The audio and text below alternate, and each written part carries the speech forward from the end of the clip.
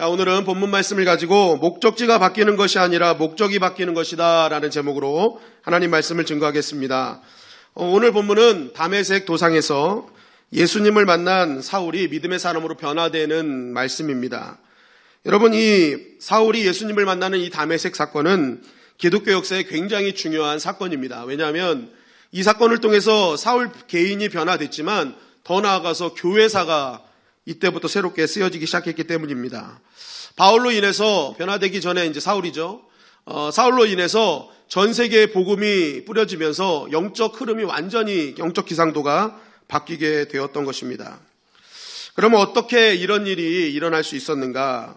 여러분, 우리는 먼저 이 바울 되기 전에 사울은 육신적으로 볼 때 절대로 이렇게 누군가 쉽게 변화될 수 있는 인물이 아니었다는 것입니다. 빌립보서 3장 5절부터 보면은 바울은 자신을 소개할 때 나는 히브리인 중에 히브리인이다 라고 얘기하는 거예요.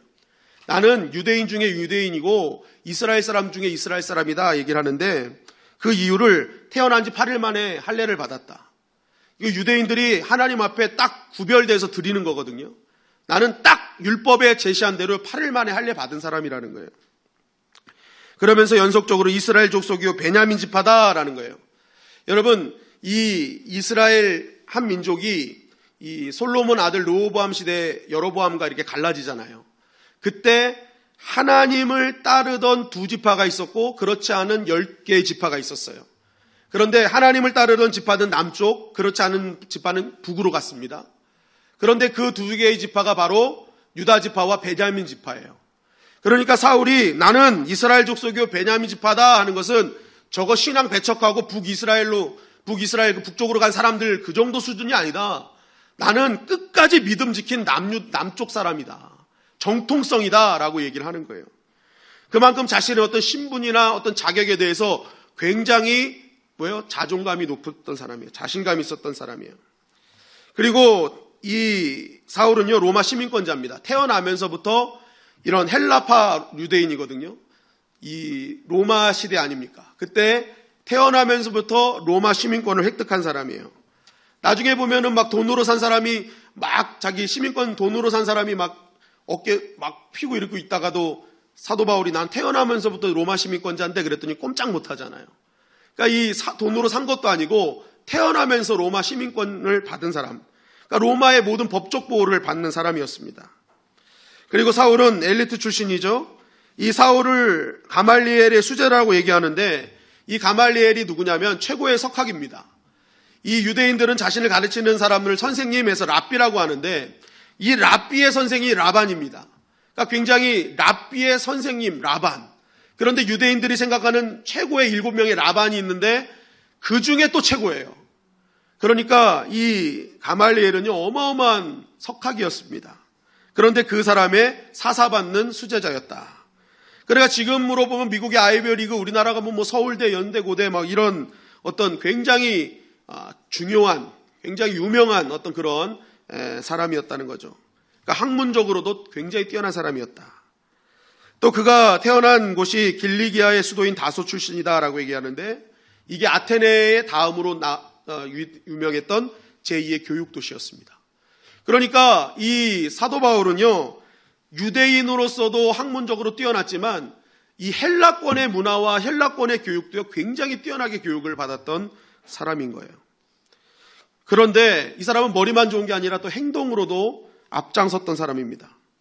여러분, 대부분 지식이 많고 이렇게 석학들은요 거의 움직이지 않습니다. 행동을 잘 안 해요. 왜냐하면 사실 머리 쓰는 것만으로도 에너지를 다 소비하거든요. 그러니까 행동할 힘이 많이 없습니다. 그래서 많은 사람에게 정신적으로 영향력을 미치는 거죠. 그런데 이 사도 바울은요 지식도 많고 학식도 많은데 행동파예요. 자기가 가진 신념을 가지고 나가는 거예요. 나가서 그것을 몸으로 보여주는 겁니다. 여러분, 이 사도 바울이 가졌던 신념과 지식이 뭐예요? 이 기독교, 예수님은 가짜다. 유대교를 말살하려고 한다. 해가지고 뭐예요? 그 신념 가지고 이 기독교를 핍박하는 거 아니었습니까? 그러니까 8장에 스데반이 죽는, 돌에 맞아 죽는 모습을 보고도 당연히 여기는 거예요. 자신의 신념이 워낙 뚜렷하다 보니까. 그리고 이 사람은요 이것도 성이 안 차니까 지금 다메섹으로 예수님 믿는 사람들이 거기 모여 산다고 하니까 그거 찾으러 잡으러, 그 사람도 괴롭히러 지금 출동하고 있는 것입니다. 이 사람은 학식이 있을 뿐만이 아니라 행동까지도 이렇게 집요한 사람이었다는 거예요. 이러한 상황을 쫙 보면은요, 사울은 절대 누가 고칠 수 있는, 누가 변화시킬 수 있는 그런 사람은 아니었음을 보게 됩니다. 여러분, 우리도 더 많이 배우면 배울수록요, 변화될 것 같지만 그렇지 않아요. 자기의 신념, 자기의 고집이 더 세워지는 경우가 많이 있습니다. 우리나라 대표 지성인이라고 할 수 있는 그 이어령 교수님도 그 얘기를 하시거든요. 지금 이제 예수님 믿고 회심했지만 자신이 예전에 예수님 안 믿을 땐요, 자신의 지성을 쌓으면 쌓을수록 기독교는 나쁜 거예요. 그러니까 자신의 지식을 총동원해서 기독교를 핍박하고 박해했거든요. 근데 이분이 그 지식으로 박해했던 이분이 주님 만나고 나니까 책을 썼잖아요. 지성에서 영성으로. 지성에서 영성으로. 지성이 전부가 아니구나. 깨닫는 거예요. 여러분, 오늘도 보면은요, 사도 바울도 자기가 가진 신념이 너무 강했어요. 그래서요, 살기 등등하게 여전히 자기가 가진 신념을 가지고 믿는 자들을 핍박하러 가는 것입니다. 그런데 이런 바울이 한순간에 변화됐던 것입니다. 여러분, 사람은요, 한순간에 이게 변화되는 일들이 종종 일어납니다. 그런데 이 한 번에 일어난 변화가요, 계속 장기적으로 유지되는 거 쉽지 않습니다. 우리도 신앙생활 하다 보면은 막 은혜를 받아서, 그래, 내가 내일부터 새벽 예배 나갈 거야. 정말 하루도 빠짐없이 나갈 거야. 딱 그러다가 이틀 되면 잠자고 있는 나의 모습을 발견하지 않습니까? 이게 계속 유지되는 게 쉽지 않다는 거예요. 그런데 이 사도 바울은요, 한번 딱 변화되고 나니까 자신의 인성이 단회성이 아니에요. 일평생에 걸쳐서 그 바뀐 자신의 모습을 유지하며 살았다는 것입니다. 여러분, 얼마나 대단한 것입니까? 자신도 변화되고 또 자신만 변화된 것이 아니라 변화된 자신을 통해서 다른 사람을 살리는 일을 나타내더라는 것입니다. 여러분, 한번 따라하겠습니다. 바뀌면 산다. 바뀌면 살린다. 바뀌면 살린다. 바뀌면요, 나도 살고 남도 살리는 인생이 되는 것입니다. 그런데 중요한 게 뭐냐면, 이런 근본적인 변화가 언제 일어나느냐는 거예요. 근본적인 변화. 우리는 이 변화가요, 내 상황이나 조건이 바뀌면 내가 변화될 거라고 생각해요. 여러분, 사도 바울이요, 자신의 상황과 조건을 계속 채웠어요. 바뀌던가요? 안 바뀌어요. 근본은 안 바뀌어요. 그런데 언제 근본이 바뀌었습니까? 예수님 만나니까 바뀌더라는 거예요. 여러분, 예수님 만나야 될 줄 믿습니다. 예수님 우리 만나야 되는 거예요. 어떤 분들은 그래요. 아이, 목사님, 그거는 이 교회에서 설교할 게 아니잖아요. 밖에 나가서 예수님 안 믿는 사람한테 얘기해야 되잖아요. 그렇지 않아요. 우리가 지금 다 같이 겉모습은 다 동일하게 거룩하게 이렇게 앉아있지만요, 아직도 주님 못 만난 사람 많아요. 인격적으로 주님을 만나 본 사람이 이곳에도 아직 못 만난 사람이 있단 말이에요. 여러분, 오늘 이곳이 주님을 만나는 다메섹 도상이 되시기를 주님의 이름을 간절히 축원합니다. 아멘. 여러분, 사마리아 여인이요, 맨날 공허한 거예요. 채워도 공허해요. 그래서 나중에 뭘로 채우느냐? 남편으로 채우는 거예요. 이 남자면 나를 채워줄까 하다가 안 채워져. 처음에는 막 지식이 있는 남자 만나면 될 줄 알았어. 근데 지식이 있는 남자 만나니까 맨날 피곤해, 지적해. 그래가지고 이 남자 아닌가 보다. 그래서 운동 잘하는 남자를 만났어요. 운동 잘하는 남자를 만났더니 맨날 코피만 터지는 거야. 그래가지고 이 남자 안 되겠다. 돈 잘 버는 남자 만났더니 또 돈 잘 버는 남자가 문제가 있는 거예요. 채워도 매요. 맨날 공허한 거예요. 그러다가 이 여자가요, 주님을 만난 거예요. 주님을 만나니까 어떻게 해요? 그게 채워지지 않던 공허함이 채워져 버리는 거예요. 아무런 비전 없이 그냥 하루 종일 고개 바닷가에 나가서 비전 없이 그물만 치던 제자들의 인생이요, 주님 딱 만나니까 미래를 위해서 사는 거예요. 다가올 미래, 다가올 주님, 꿈을 가지기 시작한 거예요. 그 나라에 대한 꿈. 여러분, 또한 매일매일 매국노라고 손가락질 받으며 사던 인생. 자신은 유대인이면서도 하나님 택한 백성들을 오히려 더 힘들게 하고, 매일매일 자기의 지은 죄 때문에 매일매일 고민하고 매일매일 주저앉던 자신에게 주님이 찾아왔어요. 그게 누구예요? 삭개오예요. 그런데 자기는 맨날 손가락질 받고 죄인 소리 듣고, 그런 자신이 매일매일 보기 싫어서 낙담했던 자신의 인생을요, 주님이 그냥 안아주시는 거예요. 밥 먹자, 밥 먹어라, 밥만 드시는 거예요. 그 모습을 보고 삭개오가 어떡합니까? 그동안 자기가 죄 때문에 고민했거든요. 사람들의 시선이 너무 싫었거든요. 그럼에도 바뀌지 않는 자신 때문에 더 괴로웠거든요. 그런데도 불구하고 자신을 찾아온 주님을 만나면서 말하는 거예요. 내가 이제 다 청산하겠습니다. 여러분, 우리가 신앙생활 하다가 보면 힘든 게 무엇입니까? 여전히 죄 가운데 있는 내 자신 때문에 힘들지 않습니까? 예배를 드리고 나가는데 변하지 않는 내 자신 때문에 너무너무 힘들어요. 그럼에도 불구하고 여러분, 주님은 찾아오시는 줄 믿습니다. 주님이 찾아오세요. 괜찮다. 너 바뀌면 내가 찾아갈게 그러는 게 아니에요. 여전히 현재 있지만 주님 찾아오신다니까요.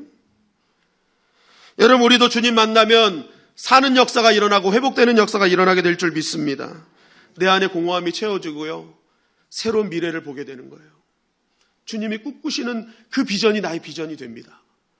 그리고 죄 가운데 맨날 정죄의식에 사로잡힌 내 인생이요, 내 안에 있는 모든 죄성이 회복되고 하나님 앞에 회개하면서 바뀐 인생을 살아갈 수 있는 것입니다. 여러분, 오늘 이 시간이 저와 여러분들이 주님 만나는 시간이 되기를 주님의 이름으로 간절히 축원합니다. 그럼 누가 이런 다메섹의 은혜를 경험할 수 있냐는 거예요. 여러분, 주님을 만나는 이 은혜는요, 따라하십니다. 내 힘으로 되는 것이 아니다. 내 힘으로 되는 것이 아니다. 내 노력으로 되는 것이 아니에요. 오직 주님의 은혜로 되는 것입니다. 아멘. 사도행전 9장 1절 2절 말씀을 다 같이 읽겠습니다. 시작. 사울이 주의 제자들에 대하여 여전히 위협과 살기가 등등하여 대제사장에게 가서 다메섹 여러 회당에 가져갈 공문을 청하니, 이는 만일 그 도를 따르는 사람을 만나면 남녀를 막론하고 결박하여 예루살렘으로 잡아오려 함이라. 자, 지금 사울이 이제 여기서 이제 주님을 만나는 거거든요. 이런 상황에서 이제 가다가 사울아 사울아 하면서 주님이 불러요. 그런데 오늘 여기 본문을 보면은 사울이 예수님 또 주의 나라를 위해서 노력했다는 말씀이 있습니까? 내가 주님 만나고 싶어요. 주님 나에게 오세요. 내가 착한 일 많이 했어요. 내가 구제했어요. 뭐 했어요? 얘기한 거 있어요? 전혀 반대잖아요. 오히려 여전히 주의 제자들에 대해서 위협과 살기가 등등하고 그 도를 따르는, 그 복음을 따르는 사람들을 만나면 다 잡아오겠다 결단하고 오히려 하나님의 나라를 괴롭히러 가는 그 중이잖아요. 사울이요, 하나님의 나라를 위해 뭐 만나달라고 노력한 게 아니에요. 오히려 반대예요. 더 괴롭히고 있었어요. 그런데 그러한 자들 뭐예요? 주님이 찾아오신 거예요. 사울은 계획이 없었어요. 근데 주님이 계획이 있으셨어요. 넌 내가 택한 그릇이야. 내가 너를 통해서 고난받지만 너 열방을 위해 내가 사용할 거야. 여러분, 그래서요, 주님은 그런 핍박자를 찾아가 주시고 만나 주셔서 하나님의 자녀 삼으시고 사명자를 삼아 주셨다는 것입니다. 우리는 신앙생활을 하면서 자꾸만 내가 주님을 만나기 위해서 내가 뭔가를 해야 된다고 생각을 합니다. 여러분, 그렇지 않아요. 여러분, 혹시라도 우리 중에 내가 노력을 좀 했기 때문에 다른 사람보다 더 좋은 어떤 점이 있기 때문에 주님이 나를 만나주셨다 하고 생각하는 사람이 있으면 여러분, 그 생각을 버려보시기 바랍니다. 그거는요, 여러분, 성경과 아주 거리가 먼 생각이에요. 내가 선한 것이 있으면 얼마나 선할 거며 내가 잘한 것이 있으면 주님 앞에 얼마나 잘했습니까? 제가 말씀드리잖아요. 주님께 뭘 해드리는 건 바다에다가 물 한 바가지 붓는 거랑 똑같다니까요.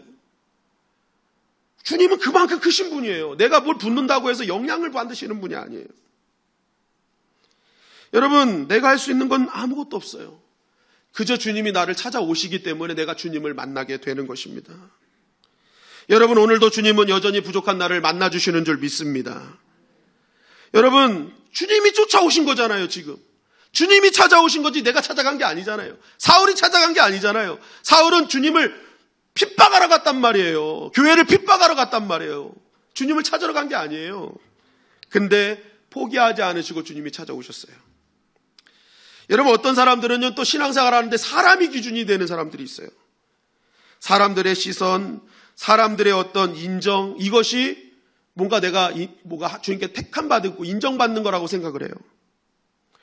여러분, 신앙생활은요, 사람의 말에 좌우되는 것이 아닙니다. 오늘도 사도행전 9장 13절 14절 말씀해 보니까 이렇게 증거하고 있어요. 시작. 아나니아가 대답하되, 주여, 이 사람에 대하여 내가 여러 사람에게 듣사온즉 그가 예루살렘에서 주의 성도에게 적지 않은 해를 끼쳤다 하더니 여기서도 주의 이름을 부르는 모든 사람을 결박할 권한을 대제사장들에게서 받았나이다 하거늘. 자, 예수님이 아나니아에게 가서 눈 떠줘라, 걔를 만나줘라, 사울을 만나줘라 해요. 그러니까 아나니아가 깜짝 놀랍니다. 그러면서 이제 사울에 대해서 얘기해요. 사울에 대해서. 아유, 그 사람 성도들에게 적지 않은 해를 끼쳤는데요. 교회에 많이 어려움을 줬는데요. 지금도 여기 오는 이유가 사람들, 믿는 사람들 결박하려고 오는 건데요. 이렇게 얘기를 해요. 그런데 잘 보세요. 이 얘기가 아나니아의 생각입니까? 다른 사람들의 평가입니까? 다른 사람들의 평가예요. 내가 여러 사람에게 듣사온즉 저 사람이 그러던데요. 이거 나쁜 사람이라던데요. 쓰임받지 못하는 사람일 것 같은데요. 그러니까 사람들의 평가가 쭉 있어요. 그런데 주님이 보세요. 저 사람 이렇게 들었는데요. 했더니 주님이 뭐세요? 그거 평가 나한테 중요하지 않아. 내가 택한 그릇이야. 여러분, 우리가 사람들의 평가에 의해서 사람들의 기준에 의해서 선택받고 쓰임받는 게 아닙니다. 주님이 선택하시면 쓰임받게 될 줄 믿습니다. 여러분, 그래서 신앙생활은요, 내가 누군가를 함부로 평가해서도 안 되고 평가한 그 얘기 때문에 영향받아서도 안 돼요.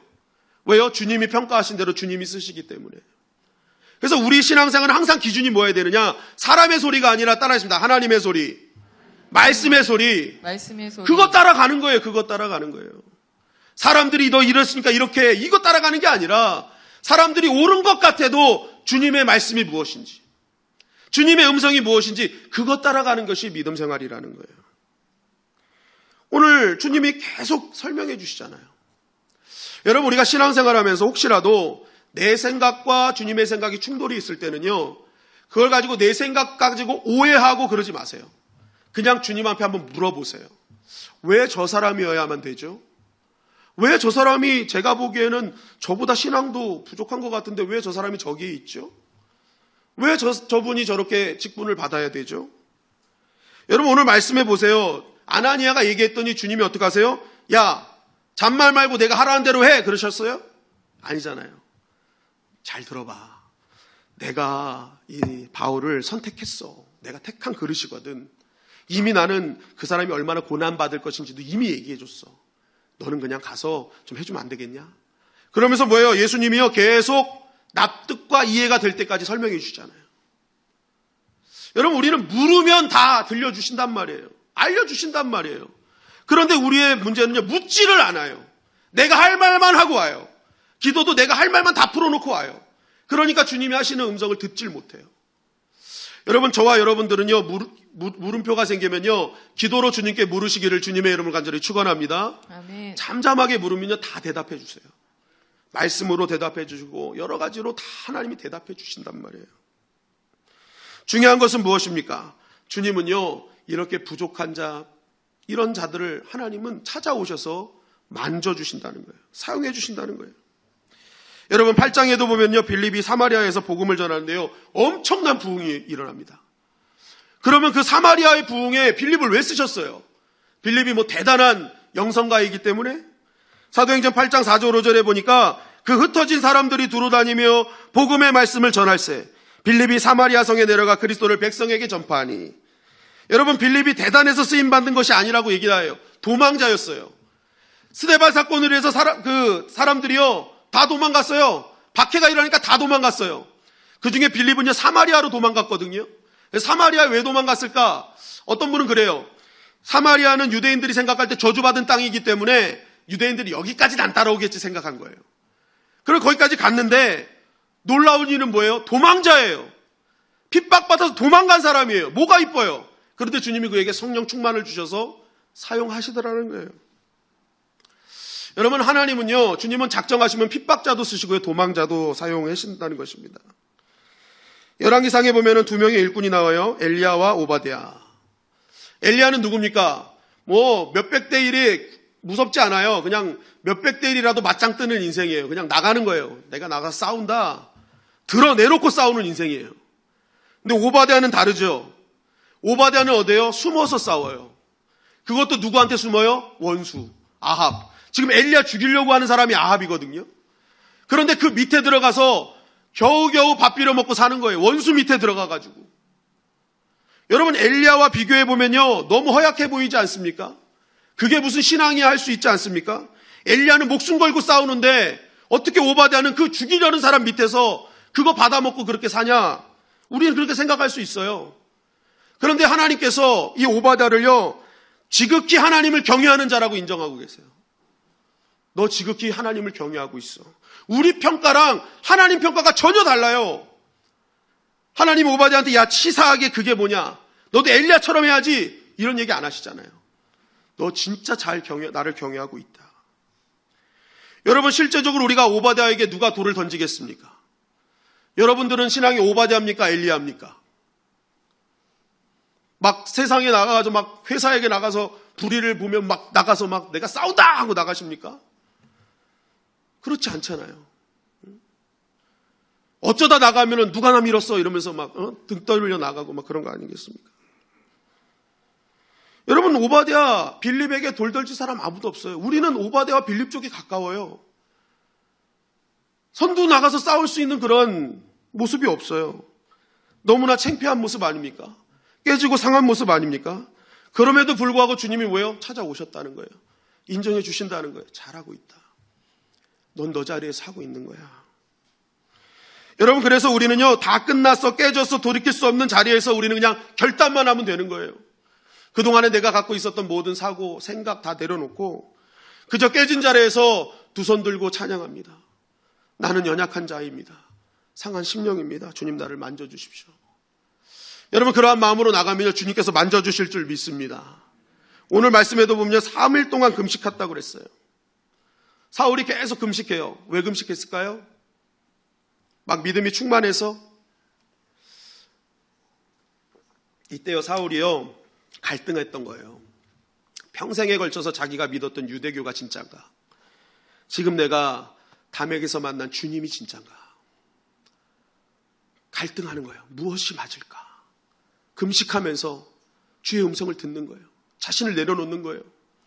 그러다가 뭐예요? 주님이 진짜임을 깨달은 거예요. 그러니까 어떡합니까? 주님이 기도하고 금식하는 순간부터 아나니아를 준비해 놓고 계시는 거예요. 그래서 결단하는 순간 찾아가서 그의 눈을 뜨게 하셨던 것입니다. 여러분, 오늘도 내 조건과 실력 보지 말고 나를 변화시키는 주님 보시기를 주님의 이름으로 간절히 축원합니다. 아멘. 벽을 무너뜨리면 다리가 된대잖아요. 여러분, 내가 갖고 있는 지식과 내 신념으로 꽉 막혔던 내 인생이요, 주님이 딱 무너뜨리면요, 어느 순간 아무도 통하지 못했던 벽 같은 인생이 주님과 사람을 연결시키는 브릿지 인생이 되는 것입니다. 그건 내가 되는 게 아니라 주님이 무너뜨려 주시는 거예요. 여러분, 오늘도 나의 연약함을 인정하고 주님 앞에 믿음으로 결단하며 이 자리에 찾아오신 주님을 만나기를 주님의 이름으로 간절히 축원합니다. 아멘. 주님이 만나 주신다니까요. 아멘. 나를 보지 마세요. 주님 바라보세요. 둘째로는요, 나의 믿음의 삶은 절대로 헛된 것이 아님을 여러분 기억하시기 바랍니다. 여러분, 이 사도행전 9장을 읽으면서 여러분 궁금하신 거 없으세요? 읽으면서 궁금하신 적. 이 내용을 가만히 보면요, 여러분이 궁금한 게 하나 있어야 돼요. 이렇게 살기등등한 사람이요, 갑자기 주님의 음성 딱 듣더니 한꺼번에 꼬꾸라졌어요. 이거는 주님의 전적인 은혜가 맞아요. 그런데 여러분 한번 퀘스천 한번 가져보세요. 주님을 한 번도 만난 적도 없고 음성을 들어본 적도 없는 사람이에요. 그런데 내가 박해하는 예수라라는 그 한마디에 그냥 꼬꾸라졌어요. 급작스럽게 변화됐단 말이에요. 여러분이 궁금하지 않으세요? 왜 이런 일이 벌어졌는지? 여러분, 이것에 이유가 있어요. 그게 뭐냐면 이 사울이 경험했던 7장의 스데반 사건이라는 거예요. 여러분, 사울은 스데반이 하나님을 모독하고 있다고 여겼습니다. 마땅히 죽어야 될 존재라고 생각하셨어요. 그래서 사도행전 26장 10절에 보니까 또 내가 죽일 때에 내가 찬송을 투표했다라고 얘기합니다. 이게 뭐냐면 이 스데반을 죽일 때 죽일까 말까 하는 투표가 있었는데 그때 죽여야 된다 찬송표 던졌다는 거예요. 그러니까 스데반이 죽는 현장의 시작, 그 시작점에 본인이 있었다. 그리고 사도행전 7장 57절 58절에 보니까 돌로 칠세 증인들의 옷을 벗어 사울이라는 청년의 발 앞에 뒀다. 증인들이 옷을 벗어서 사울의 발 앞에 뒀어요. 이게 스데반 순교 현장에서 있었던 사건이거든요. 그러니까 이 사도 사울은요 스데반의 순교의 시작과 끝까지 있었던 거예요. 성경은 스데반 집사님의 순교 현장에 사울이 있었음을 계속 밝히고 있어요. 왜 그러냐면 스데반 집사님의 선교 현장이 사울에게 엄청난 영향을 미쳤음을 암시하고 있는 것입니다. 여러분, 그래서 신학자들은요, 스데반은 죽지 않고 바울에 의해 다시 살아났다고 얘기를 해요. 그래서 바울의 설교를 쭉 들어보면요, 스데반이 계속 설교했던 그 신학, 설교에 뿌리를 두고 있음을 바라보게 돼요. 그래서 바울 설교는요, 거의 스데반 설교에 다 중심을 두고 있다는 것입니다. 여러분, 그만큼 사울이 본 스데반 순교의 장면은요, 사울에게 엄청난 영향력을 줬어요. 그 대표적인 것이 스데반을 봤더니 얼굴을 봤어요. 사도행전 6장 15절에 보니까 스데반의 얼굴이 무엇의 얼굴이다? 천사의 얼굴이래요. 여러분, 천사의 얼굴은 어떤 얼굴입니까? 지금 옆 사람에게 가장 내가 천사 같은 모습으로 한번 쳐다봐 주세요. 옆 사람 볼 때 내가 가장 천사 같은 얼굴로 한번 해보세요. 어떤 게 천사의 얼굴이에요? 저처럼 이렇게 활짝 웃고 있는 게 천사의 얼굴입니까? 천사의 얼굴은 여러 가지 얼굴이 있을 거예요. 뭐 이렇게 미소도 있고 사랑도 있고 인자하기도 하고, 그리고 한편으로는 하나님 말씀과 심판을 증거해야 되니까 결연에 찬 얼굴도 있을 거예요. 그 상황에 맞는, 하나님의 그 주어진 상황에 맞는 얼굴을 하고 있었을 거예요. 이게 뭐냐면 스데반의 얼굴이요 그런 게 핍박과 자신을 죽이는 현장에서도 변하지 않았다는 거예요. 어느 때는 인자함, 어떤 때는 사랑해, 어떤 때는 결연한 얼굴로. 그러니까 주님이 보시기에 기쁜 얼굴이지 상황에 일희일비하지 않는 얼굴이 아니었다는 것입니다. 그리고요, 돌 맞아 죽었는데 그 돌 맞아 죽은 얼굴을 보고 잔다라고 얘기를 해요. 돌 맞아 죽었는데 얼굴이 평안했대요. 누명 쓰고 돌 맞아 죽는다. 여러분들이 만약에 누명 쓰고 내가 누군가 사람들이 나를 향해서 돌 던질 때 내가 죽을 때 한번 여러분들의 얼굴을 생각해 보세요. 어떻게 마지막 얼굴을 하겠습니까? 두 눈 부릅뜨고 죽지 않겠어요? 이놈의 새끼들 내가 죽어서도 니네 피눈물 나게 한다. 그래서 막 눈 뜨고 죽지 않겠어요? 근데 뭐예요? 이 스데반의 얼굴은요, 잔대요. 평안했대요. 돌 맞아 죽는데 평안했대요. 사울이 그걸 본 거예요. 뭐지? 도대체 뭐지? 그러면서 너 예수님 이름 증거하지 마 이랬거든요. 그런데도 계속 증거하는 거예요. 예수님 부활하셨다. 그 예수님 너희가 거부했다. 막 이런 거 증거하는 거예요. 보통 자신들의 권력을 가지고 그런 사람들을 이렇게 협박하면은요, 다 타협을 했어요. 근데 스데반은 끝까지 바뀌지 않고 복음을 전하는 거예요. 그러니까 사도 바울이 생각하는 겁니다. 도대체 저 안에 든 예수는 누구길래 저 사람을 저렇게 만들어 놓는가? 보통 사람들은 다 타협하는데 왜 이 사람은 얼굴도 변하지 않고 저 사람은 끝까지 복음을 증거하는가? 그 예수 도대체 누군가? 하는 그러한 궁금증이 생긴 겁니다. 그러는 도중에 다메섹에서 예수님이 나타나서 만나 주셨어요. 그런데 자기가 그 만나는 상황이요, 착한 일 하다가 뭐 봉사하다가 구제하다가 헌신하다가 만난 게 아니라 오히려 주님을 주님의 나라를 핍박하고 크리스찬들을 핍박하는 그 순간에 예수님이 찾아오셔서 사랑한다, 용서한다, 너 내가 택한 그릇이다, 너 열방을 위해 쓰임 받을 거야 하면서 용서를 선포하시는 거예요. 그때 깨달은 거예요. 아, 스데반이 만난 예수님이 이분이었구나. 어떤 상황에서도 용서하시는 이 예수님, 진짜 그분이 맞구나 깨달은 거예요. 그러니까 뭐예요? 한 번도 주님의 음성 들어본 적도 없어요. 만난 적도 없어요. 그럼에도 불구하고 그 예수님 만나는 순간 거꾸러져 버린 거예요. 여러분, 한순간에 사울이 바뀌었다는 거는요, 그만큼 그 안에서 스데반으로 인해서 마음이 조금씩 뭔가 퀘스천이 생겼다는 것입니다. 그러다가 주님을 만나는 순간 깨달은 거예요. 이 예수님이 그 예수님 맞구나. 여러분, 우리는 이것을 보면서요, 내가 신앙생활을 할 때 지금 누군가 나를 보고 있다는 것을 여러분 꼭 기억하셔야 됩니다. 그리고 내가 그 믿음으로 베푼 작은 호의, 그 친절, 그 미소가요, 어느 순간 그 사람이 주님을 만나는데 하나님께서 결정적인 도구로 사용하신다는 것입니다. 내가 지금 누구를 용서했고 또 용서하지는 못해도 그것 때문에 몸부림치며 살던 것을 주님이 아세요. 그리고 사람들이 보고 있어요. 야, 믿는 사람은 뭔가 다르구나. 어려운 가운데 뭐 상황이 달라진 게 없어요. 그러나 끝까지 포기하지 않고 기도하는 그 모습을 사람들이 보고 있어요. 자기가 힘듦에도 불구하고 끝까지 변한 것도 없음에도 불구하고 누군가를 돕고 있는 그 모습. 여러분, 다 보고 있다는 거예요. 그리고 그 보는 것이 어느 순간 그가 주님을 만나는 통로로 사용되어진다는 것입니다. 여러분, 안 믿는 시어머니가 믿는 며느리를 보고 있어요. 그런데 믿는 며느리는 맨날 주제곡이 예수가 함께 계시니 시험이 오나 겁없네 이거 부르고 있고. 그러면 안 된다는 거예요. 안 믿는 며느리가 믿는 시어머니를 보고 있다니까요. 안 믿는 부모님이 믿는 자녀들을 보고 있고요. 안 믿는 자녀들이 믿는 부모님을 보고 있어요. 그 봄을 통해서 어느 순간 저분이 믿는 주님은 도대체 뭘까? 궁금증이 유발되어야 되는 거예요. 여러분들이 지금까지 했던 믿음으로 했던 그 양보, 그 작은 미소가 이같이 이게 얼마나 도움이 될까? 여러분 대단한 거 하신 거예요. 그것이 누군가를 움직이고 누군가 주님 만나는 도구였음을 여러분 꼭 기억하시기를 주님의 이름으로 간절히 축원합니다. 여러분들 사장님이 보고 있고요. 사원들이 있고 동료들이 보고 있어요. 여러분들의 작은 믿음의 그 모습들이요. 하나님 나라의 귀하게 쓰임받는 도구임을 꼭 기억하시기 바랍니다. 세 번째는요. 따라하겠습니다. 목적지가 바뀌는 것이 아니라 목적지가 바뀌는 것이 아니다. 목적이 바뀌는 것이다. 목적이 바뀌는 것이다. 네, 사도행전 9장 19절 20절 말씀 다 같이 읽겠습니다. 시작. 음식을 먹음에 강건하여지니라. 사울이 다메섹에 있는 제자들과 함께 며칠 있을새 즉시로 각 회당에서 예수가 하나님의 아들이심을 전파하니. 네, 사도 바울이 사울이 드디어 이제 예수님을 만나고 아나니아를 통해서 눈이 띄어져서 금식을 이제 멈추고 음식을 먹어서 강건해졌어요.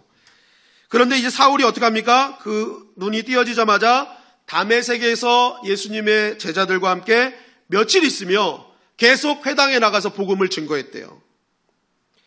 여러분 근데 좀 이상하지 않습니까? 시작할 때 사울이 왜 다메섹 갔어요? 사도행전 9장 2절에 보니까 공문 가지고 가서 그 말씀 따르는 사람 만나면 다 잡아드리겠다 해서 다메섹 간 거예요. 그런데 지금 뭐예요? 그 잡아들이고 그 사람들 죽이려고 갔던 사람이 핍박하러 갔던 사람이 오히려 살리며 복음 증거하며 돕고 있다는 거예요. 여러분 이 말씀이 우리에게 무엇을 증거합니까? 믿음이 예수님 만나면 우리의 삶의 목적지가 바뀌는 것이 아니라 목적이 바뀌는 거예요. 삶의 목적이 바뀌는 거예요. 목적지는 여전히 다메섹이잖아요. 그런데 들어간 목적이 달라졌어요. 핍박자에서 돕는 자로, 죽이는 자에서 살리는 자로. 우리는 예수님 믿고 나면요, 뭔가 목적지가 바뀌어야 되는 것 같아요. 그래서 안 가던 기도원도 가고요, 막 신학교 가려고 그래요. 목사님, 저 신학대학 가야겠습니다. 여러분, 목적지가 바뀌는 게 아니에요. 여러분들이 살던 가정, 여러분들이 다녔던 회사, 여러분들이 함께 교제했던 교제권으로 들어가는 거예요. 목적지는 같아요. 그런데 이전과 다른 목적으로 들어가는 거예요.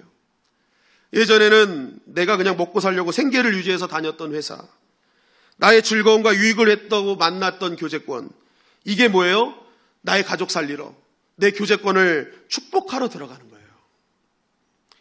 여러분 왜 이렇게 바뀝니까? 회심은요, 상황의 변화가 아니라 인격의 변화이기 때문에 그렇습니다. 우리는 뭔가 회심하면 막 만나면 내 상황이 막 펴질 거야 라고 생각하는데 물론 펴질 수 있어요. 그러나 정말 먼저는요, 인격의 변화예요. 그래서 회심하면요, 반드시 주변 사람이 알아요. 나도 알아요. 아, 저 사람 예수님 믿고 진짜 변했네. 알아요. 인격의 변화이기 때문에. 급진적인 변화든 천천히 변화든 반드시 누군가는 느끼는 변화가 있어요. 저희 처남이요, 저랑 중고등학교를 같이 다녔어요. 집사람하고 이제 만나는데 처남이 극구 반대를 합니다. 저 남자 만나면 안 돼요. 누나, 성민이가 중고등학교 때 어떤 사람인 줄 알아? 쟤 안 바뀌어? 안 바뀌어. 근데 제가 예수님 만나고 바뀌었거든요. 얼굴도 이렇게 선해진 거예요, 이게. 너무 선해졌잖아요. 그런데 이 처남이요, 어느 순간 제가 바뀐 걸 봤어요. 그러더니 뭐예요? 허락하더라고요. 만나도 된다고. 결혼해도 된다고. 물론 처남의 허락 때문에 결혼한 건 아닙니다. 많은 집안의 어른들이 감사하게 허락을 해주셔서 한 건데, 또 하나님의 인도하심이 있어서 한 거지만 안 바뀌질 않아요. 바뀔 수밖에 없어요. 보인단 말이에요. 그래서 여러분, 내가 회심했나 안 했나 여러분 보시면 본인이 알아요. 아직도 옛사람 그대로 가고 있으면 아직 만난 회심의 사건이 없어요. 근데 분명 내가 알고 남이 알 정도로 내가 옛사람을 벗고 뭔가 새 사람으로 계속 가고 있다면요, 주님을 만난 겁니다. 회심한 거예요. 그런데 중요한 건 뭐예요? 이 회심한 사람은요, 그래서 뭐예요? 그가 가는 목적이 달라지는 거예요. 내가 예전에 위로하지 못했던 인생 위로하게 되고요. 내 안에 그 주님의 위로가 있잖아요. 내 안에 그 주님의 사랑이 있으니까 사랑을 베풀러 갑니다. 여러분, 야곱이요 요셉에 의해서 애굽에 갔을 때요 왕을 축복해요. 창세기 47장 10절에 보니까 야곱이 바로에게 축복하고 그 앞에 나오니라 라고 돼 있어요. 곡식을 꿀어간 인생이 곡식을 주는 사람을 축복하고 와요. 반대 아닙니까? 주는 사람이 축복해 주는 거 아니에요? 그런데 꿀어간 놈이 주는 사람을 축복하고 와요. 여러분, 이게 무엇입니까? 야곱은 알았어요. 나는 만나는 목적이 다른 인생이야. 비록 내가 꾸올지라도 내 안에 있는 하나님, 내 안에 있는 주님을 나는 전하는 인생이야. 목적이 바뀐 거예요. 여러분, 오늘도 각자가 받은 은혜가 있으면요, 여러분 딴 데로 새지 마시고 집으로 가고, 여러분 오늘 이번 한 주간에 회사로 가고 여러분들의 교제권으로 들어가는 거예요. 저 교제권 친구들 사이에 내가 저 보기 싫은 사람 있어. 그래가지고 여러분 교제권을 바꾸는 게 아니라 내가 받은 은혜를 가지고 그 교제권에 들어가서 그 사람을 안아주고 이해하고 포용해 주는 거예요. 그게 믿음이라는 거예요. 오늘 사울은요, 목적지가 바뀐 것이 아니라 목적이 바뀌어버렸어요. 그게 믿음인 거예요. 여러분, 오늘 저와 여러분들이 목적이 바뀌는 인생이 되기를 주님의 이름으로 간절히 축원합니다. 그게 주님을 만난 자의 모습이라는 거예요. 여러분들의 그런 목적이 바뀌면요, 여러분 가정이 바뀌고 회사가 바뀌고요, 여러분들의 교제권이 바뀌기 시작할 것입니다. 그곳에서 하나님의 나라를 경험하게 될 것입니다. 여러분, 오늘도 주님은 연약한 우리를 주의 은혜로 만나 주시길 원하십니다. 주님과의 만남을 가로막고 있던 것, 여러분 결단해서 다 포기하시고 한번 그 주님을 인격적으로 만나시기를 주님의 이름으로 간절히 축원합니다. 내가 죄인이어서, 내가 부족해서, 나의 연약함 때문에 너 그거 해결하고 와라 하시는 분이 아니에요. 먼저 찾아와서 만져주셔서 그것을 해결해 주시는 분이십니다.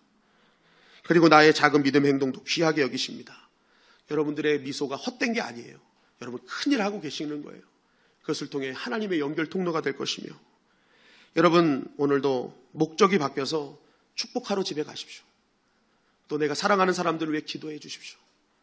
목적지 바꾸지 말고 목적이 바뀌어서 여러분들이 있는 모든 장소가 하나님의 은혜가 충만하시기를 주님의 이름으로 간절히 축원합니다.